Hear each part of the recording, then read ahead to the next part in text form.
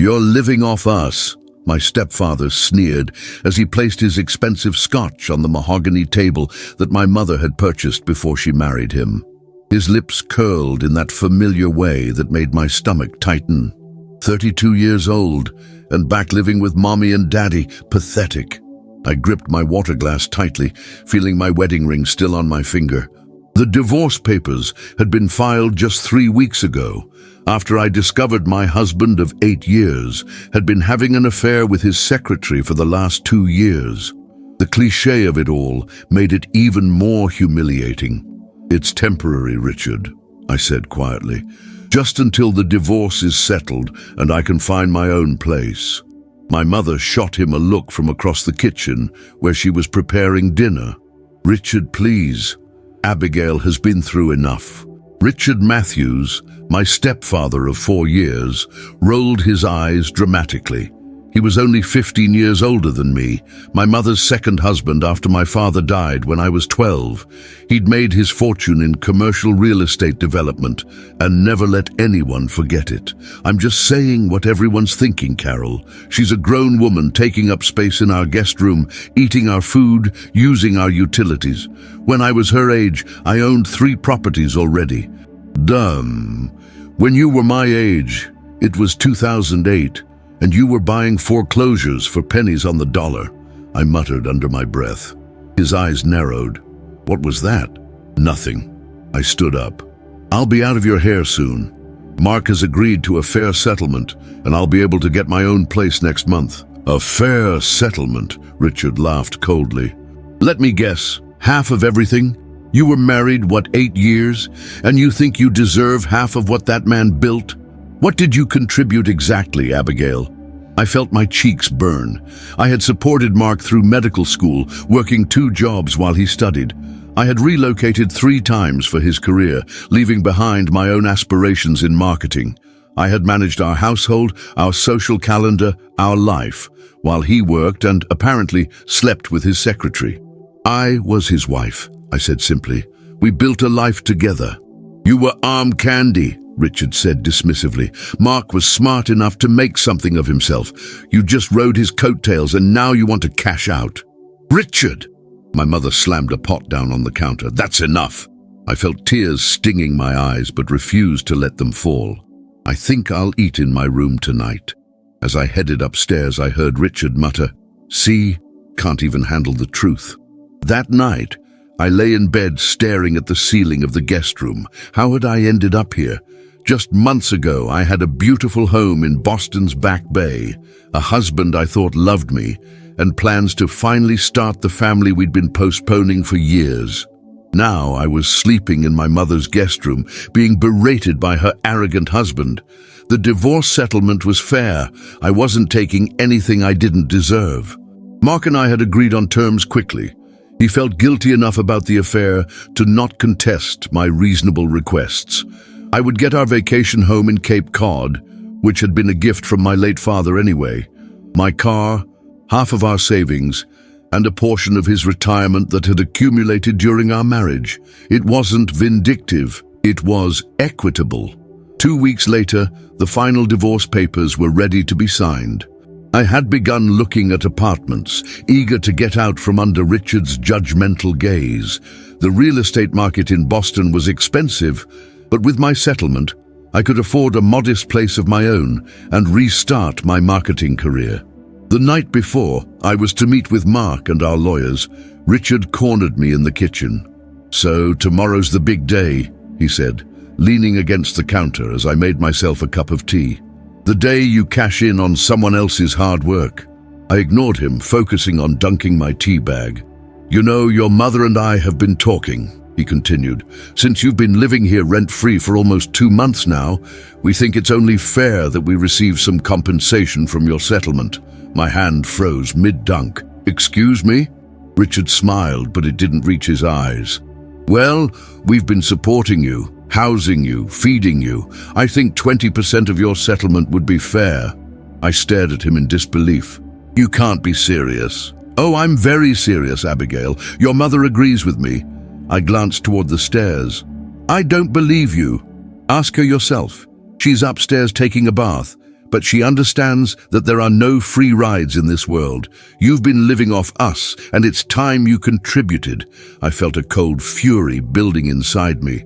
I've offered to pay rent multiple times. You both refused. That was before we knew how substantial your settlement would be, Richard said smoothly. Now we know you can afford to compensate us properly for our generosity. This is ridiculous, I said, abandoning my tea and moving toward the stairs. I'm talking to Mom. Richard's hand shot out, gripping my arm. She's already agreed, Abigail. And if you want to continue staying here until you find your own place, you'll agree too. 20%. That's my offer. I yanked my arm away. I'll be out of here by the end of the week. Where will you go? Richard laughed. The hotels in Boston are expensive, and no landlord will rent to you without proof of income. You haven't worked in, 5 years? Face it, Abigail, you need us more than we need you. That night, I couldn't sleep. I called my mother's cell phone repeatedly, but she didn't answer. Was she really avoiding me? Had she actually agreed to Richard's outrageous demand? I couldn't believe my own mother would betray me like this. The next morning, I left early for my meeting with Mark and the lawyers, not wanting to face either my mother or Richard. As I drove downtown, my phone rang. My mother's number. Mom? I answered, trying to keep my voice steady. Abby, honey, she said, her voice strangely formal. Richard told me about your conversation last night. My heart sank. So it's true? You want a cut of my divorce settlement? There was a pause. Richard feels we deserve some compensation for what, Mom? For taking in your daughter during the worst time of her life. Is that what family does now? Charges each other for basic human decency. Abby, please understand. Richard has been very clear about what? About taking advantage of me when I'm vulnerable. About treating me like a tenant instead of family. It's not like that, my mother said weakly. He suggested 10% would be fair. I nearly drove off the road. He told me 20% last night. There was silence on the other end of the line. Mom, are you letting him make this decision for you? For us. He manages our finances, Abby. I trust his judgment. I felt something break inside me. I'll be out by tomorrow. Don't worry about your precious 20%. I hung up and pulled over, trying to calm my breathing. I couldn't believe this was happening. First my husband's betrayal, now my own mother's. When I arrived at the law offices of Goldman and Pratt, my lawyer, Patricia Goldman, immediately noticed something was wrong. Abigail, are you all right? She asked as she met me in the reception area. I'm fine, I lied, wiping away a stray tear. Just eager to get this over with. Patricia looked unconvinced but nodded. Mark and his attorney are already in the conference room. Everything is prepared as we discussed. I followed her down the hallway, trying to compose myself. This should have been a moment of closure, of moving forward. Instead, I felt like I was being attacked from all sides. Mark stood when I entered the room. Despite everything, he still looked handsome in his tailored suit, the same one I'd picked out for him last Christmas. His attorney, a stern-looking man in his 50s, remained seated. Abby, Mark said awkwardly. You look well. I didn't respond, taking my seat beside Patricia.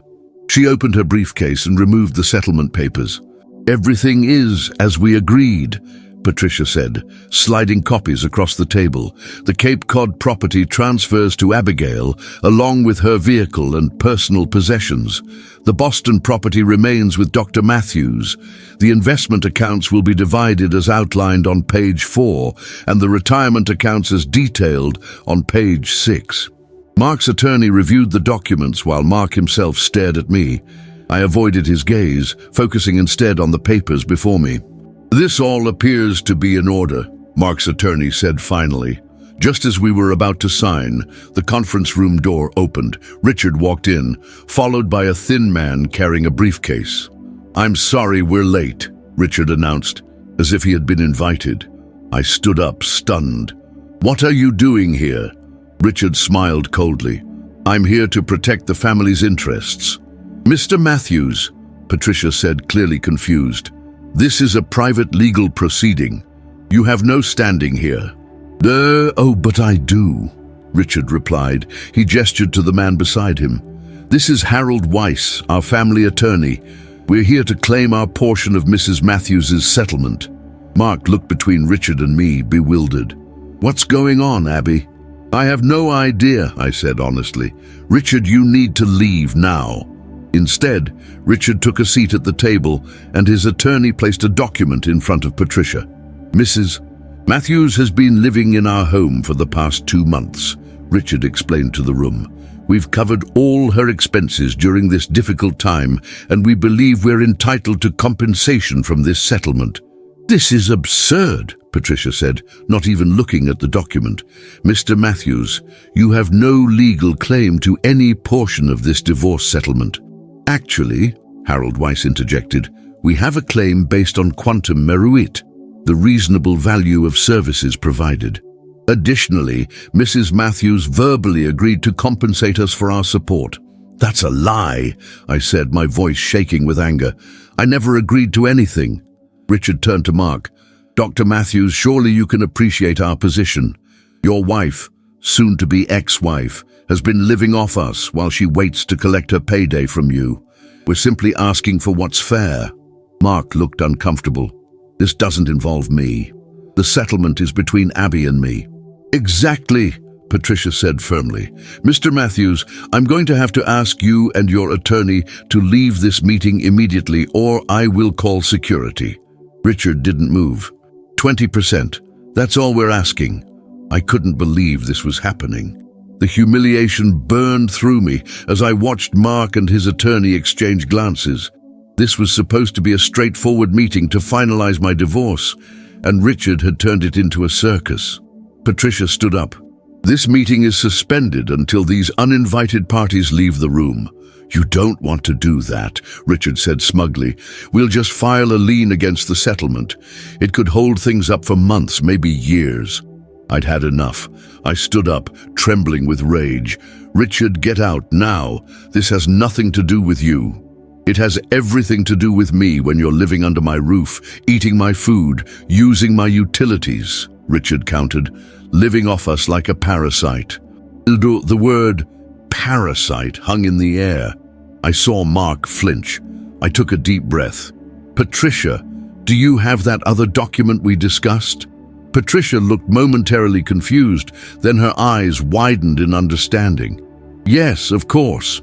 She reached into her briefcase and pulled out a folder I hadn't seen before. "What's this?" Richard asked, suddenly wary. Patricia slid a single piece of paper across the table toward Richard. "This is a copy of the trust agreement established by Abigail's father before his death." Richard picked up the paper, scanning it with narrowed eyes.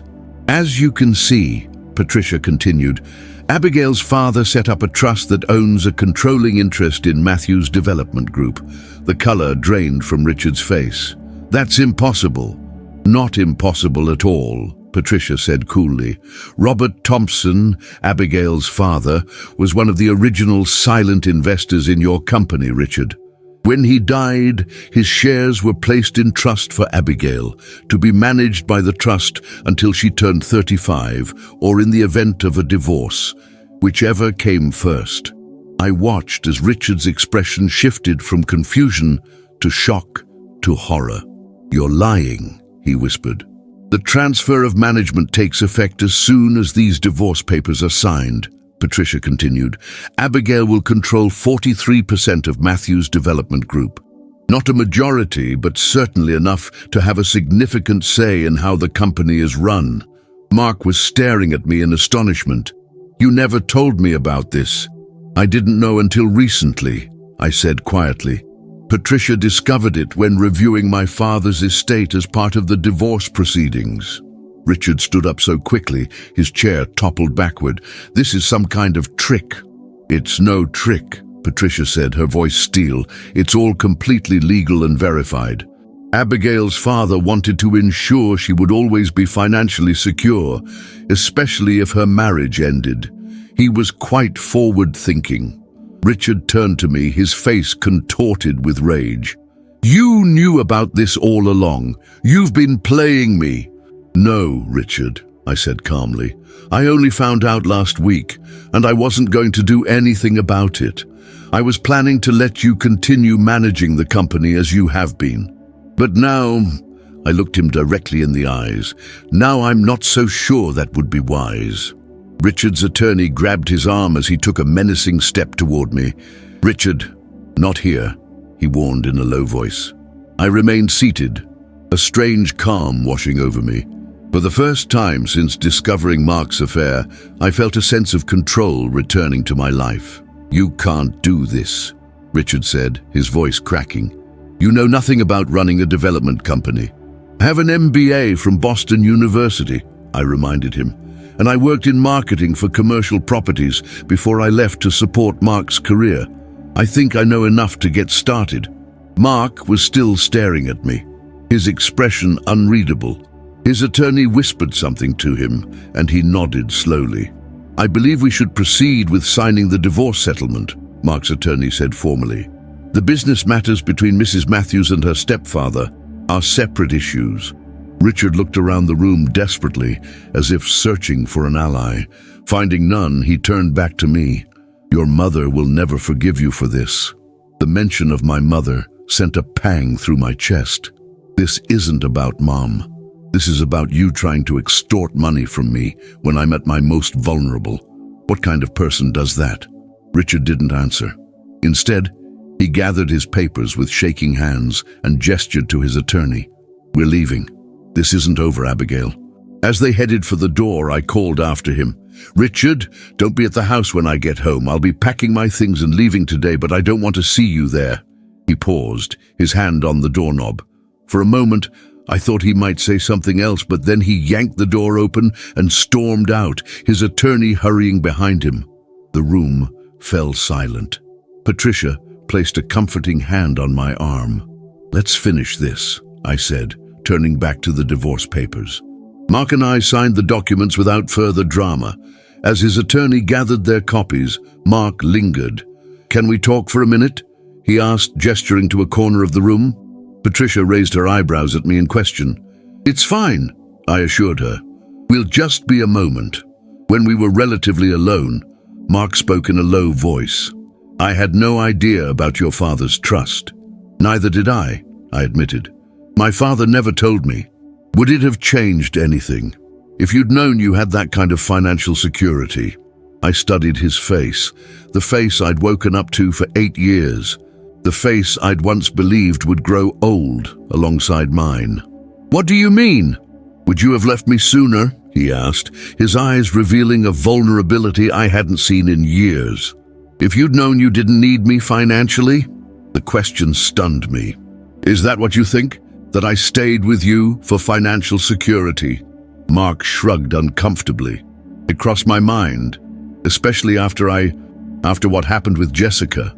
I felt a surge of anger, but beneath it was a profound sadness. I stayed with you because I loved you, Mark. I supported your career because I believed in you. I gave up my own ambitions because I thought we were building something together. I paused, swallowing hard. The affair was your choice. Don't try to justify it by questioning my motives for staying. He had the decency to look ashamed. You're right. I'm sorry. For everything. Save it, I said tiredly. We're done here. I returned to Patricia, who was organizing her files. Thank you for everything, I told her sincerely. Don't thank me yet, she replied with a small smile. Managing a real estate development company will be quite the challenge. I'm not sure I want to, I confessed. I just needed leverage against Richard. The choice is yours, Patricia said, but having options is never a bad thing. When I arrived back at my mother's house, my hands were still shaking as I unlocked the door. The place was eerily quiet. Mom, I called out. No answer.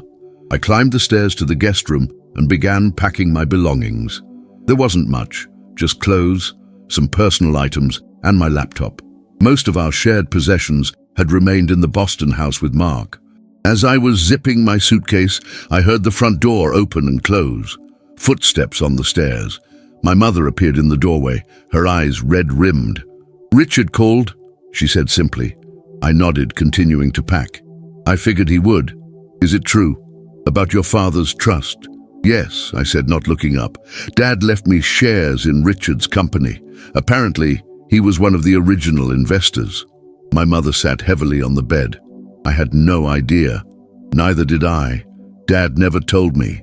Why would he keep that from us? I finally met her gaze. Maybe he knew that knowledge like that changes people. Look what happened when Richard thought I was getting money from my divorce. He immediately wanted a cut. My mother flinched. He said it was only fair that we'd been supporting you. And you believed him. Mum, I'm your daughter. I came to you because my life was falling apart, and you let Richard treat me like a tenant who was behind on rent.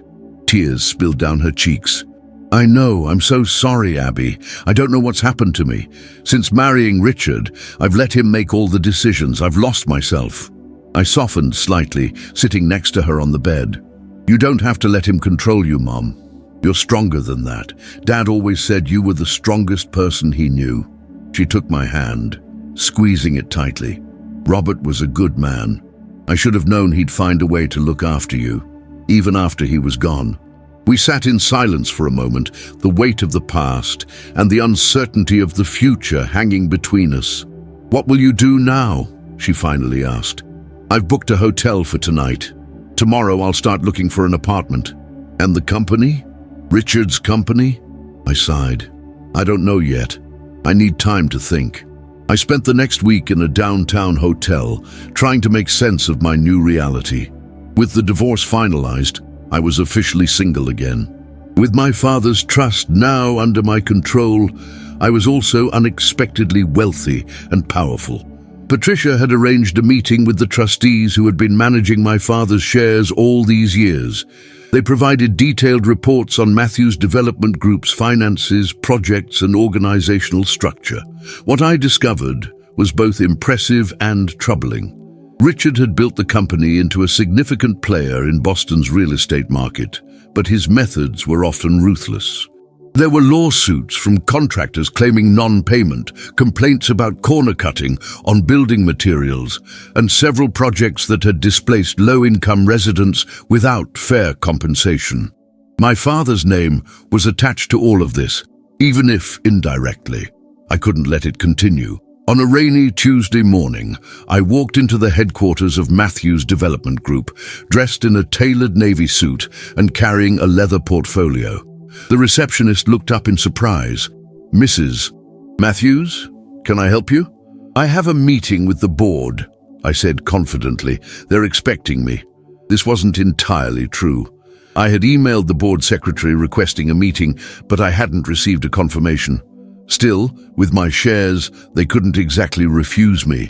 The receptionist made a quick call, then directed me to the executive floor.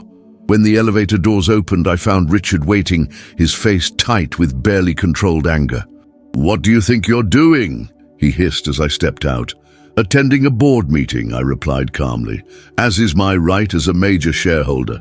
I've called an emergency meeting to address your father's shares, Richard said. The board will never accept you. You have no experience in this business. I smiled thinly. We'll see. The boardroom was impressive. All glass and polished wood, with views of Boston Harbor. 8 people sat around the large table, all watching curiously as Richard and I entered. Ladies and gentlemen, Richard announced, his voice forcibly controlled, this is Abigail Matthews, my stepdaughter. As some of you may already know, she has recently come into possession of Robert Thompson's shares. A murmur went around the table. One older man at the far end studied me with particular interest. For those who didn't know Robert, Richard continued, he was an early investor who contributed some startup capital. His shares have been in a trust since his death 15 years ago. Those shares represent 43% of this company, I interjected, hardly just some startup capital. Richard's jaw clenched. Abigail has no experience in real estate development. She has an MBA but has been out of the workforce for years while supporting her husband's medical career. I've called this meeting to discuss a buyout of her shares. I took a seat at the table. I'm not interested in selling. You're not qualified to have a say in this company, Richard snapped. The older man who had been watching me cleared his throat. I worked with Robert Thompson, he said. He was a man of integrity and vision. If he left his shares to his daughter, he must have had good reason. Richard glared at him. This isn't about sentiment, George. It's about what's best for the company. I opened my portfolio and distributed copies of a document I had prepared. Before we discuss my father's shares, I'd like to address some concerning issues I've discovered in my review of the company's operations. The board members looked at the document with varying degrees of alarm. It detailed the lawsuits, complaints, and ethical concerns I had uncovered. "Where did you get this information?" demanded a woman halfway down the table. "The trustees who manage my father's shares maintain detailed records," I explained, "and some of it is public record." Richard's face had gone from red to white. "This is an ambush." "No," I corrected him. "This is due diligence. As a major shareholder, I have concerns about how this company is being run. The Matthews Development Group has a pattern of ethical shortcuts that put both its reputation and its financial health at risk.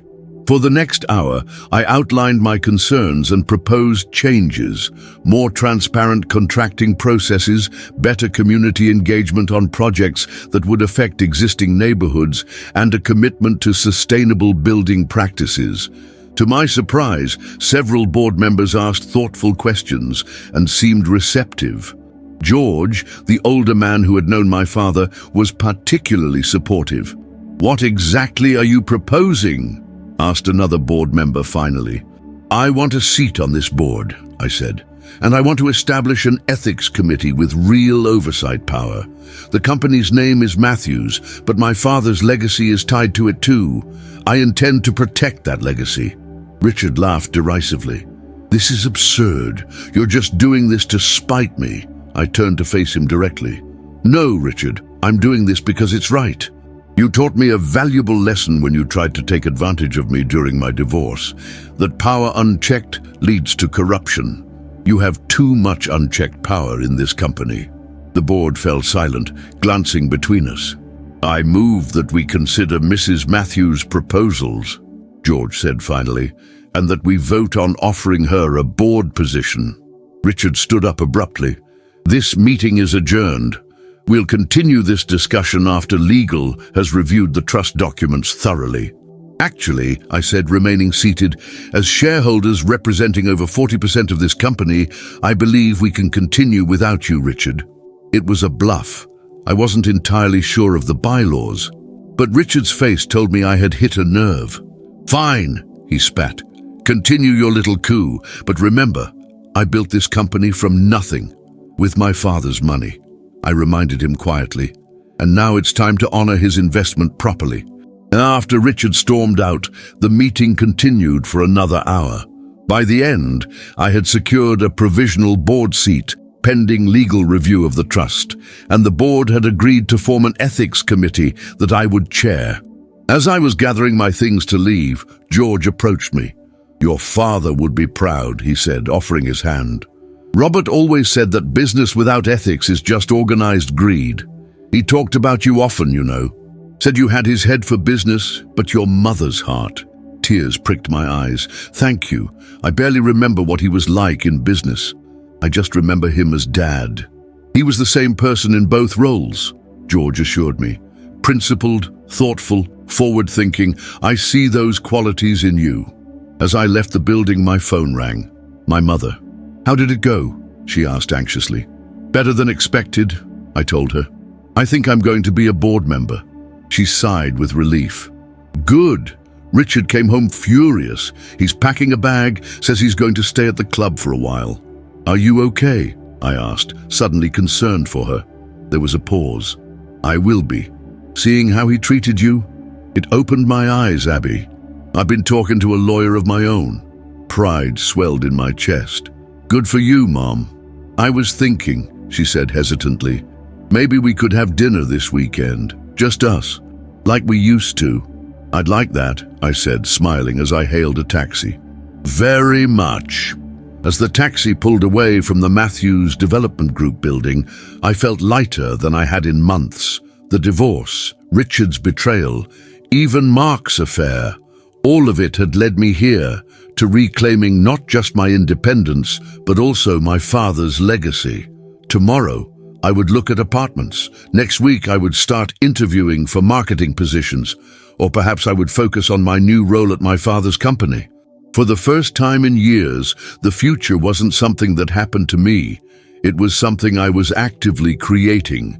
Richard had called me a parasite, living off others. But my father had taught me something valuable through his silent investment. True strength comes not from taking, but from building something that lasts, and that's exactly what I intended to do.